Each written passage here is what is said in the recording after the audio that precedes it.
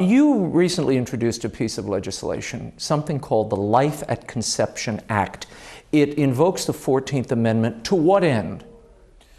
Well, I think the goal is to drive the debate about when life begins. So many people, I think, are flippant about it, really on both sides. And we end up having people who, and I had this debate with Debbie Wasserman Schultz over this. When does life begin? I'm an ophthalmologist, and so I examine little babies in the neonatal nursery. Sometimes they're only 1 or 2 pound babies, and we examine them to try to prevent a form of blindness that is treatable with a laser or, in the old days, with a freezing treatment.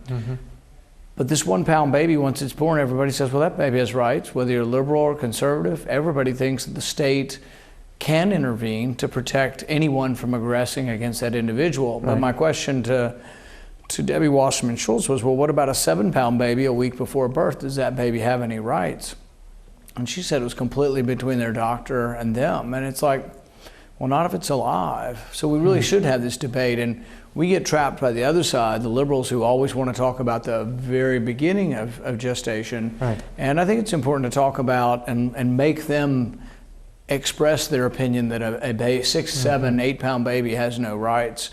But I believe for religious and scientific reasons, though, that life begins at the beginning. Otherwise, we just keep finding, an arbitrary, we find an arbitrary time. And the thing is that I think the other side needs to say why life isn't there in the 3rd trimester. Make them take up the difficult argument and begin there.